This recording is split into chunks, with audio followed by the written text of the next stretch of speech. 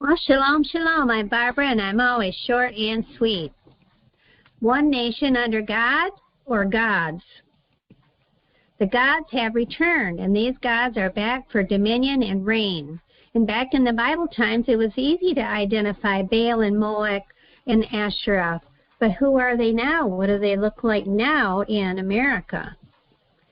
We know that Baal was Lord, the sun god and warrior. Molech was the king and murderer, and Ishtar was the goddess of sexuality, gender crossing, and vengeance.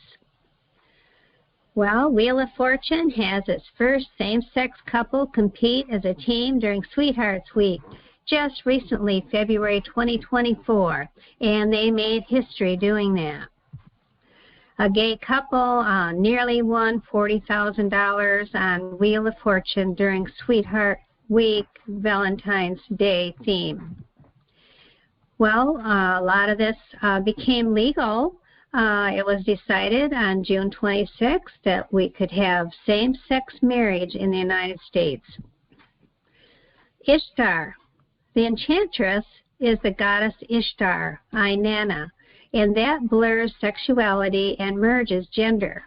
The enchantress breaks the line of distinction between man and woman, male and female, boy and girl. Is it this spirit which is now taking possession of our culture in America? Well, there's modern Baal worship being promoted now. Are you aware that on July 28, 2022, Baal was worshipped yet again? And the scene took place at the opening ceremony of the Commonwealth Games in Birmingham, England. And 72 nations were there. It was broadcast all over the world. And this woman named Stella was the hero that calmed down the mechanical bull. And she rode the beast, and all the performers bowed down to the beast. Revelation 17, 3-5 describes something very much like this. I saw a woman sitting on a scarlet-colored beast, and all the names of blasphemy were in her head. And on her head was written, Mystery, Babylon the Great, the mother of harlots and abominations of the earth. The globalists are not even trying to hide their true demonic agenda. Think of the recent Satan worship on the Grammys. On Sunday, February 5, 2023, the 65th Annual Grammy Awards ceremony that was aired on CBS, which the Grammys was originally designed to recognize outstanding artists. But this year, what they achieved was the opposite. It was a recognition of Satan and Satan worship. Queen of Blasphemy, Madonna introduced the singers Sam Smith, gay and non-binary, and Kim Petras, biological male that identifies as a female. Democrats at 117th Congress staged for godlessness.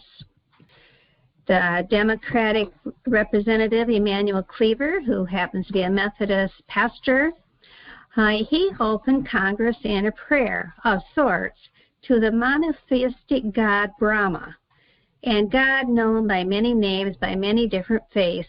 And then he wrapped it all up with amen and a woman. It doesn't get any clearer than that. With this prayer, the Democrats are essentially giving the boot to God from the government, and that is from the Washington Times. So Molech is in modern times still. He's a destructive force, a system that demands sacrifice, particularly of children. And he's still demanding sacrifice, and our abortion are almost in the 1 million numbers for 2023. So Jonathan Cahn says in his book, The Return of the Gods, where there is God, there is truth.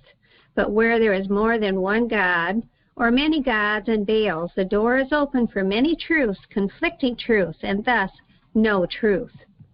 He also says, America has turned away from God and now follows after the gods. To what then will it lead?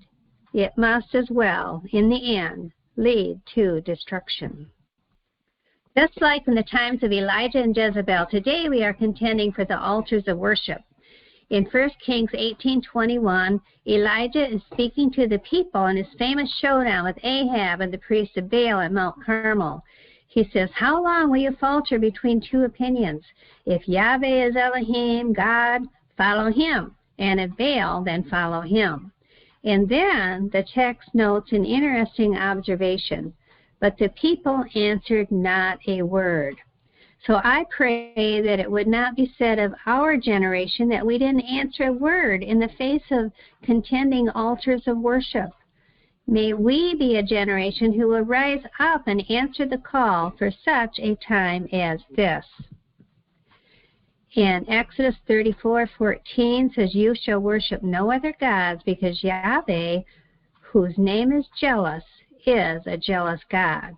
And the second commandment, Exodus 23, says, "Thou shalt have no other gods before me." So please like if this is a blessing to you, and share it with your friends that love Yeshua. And I heard another voice from heaven saying, "Come out of her, my people, that you be not partakers in her sins, and receive not her plagues." Revelation 18:4. So remember, I'm short and sweet, and I'll see you next time, Yah willing. And thank you for being here today.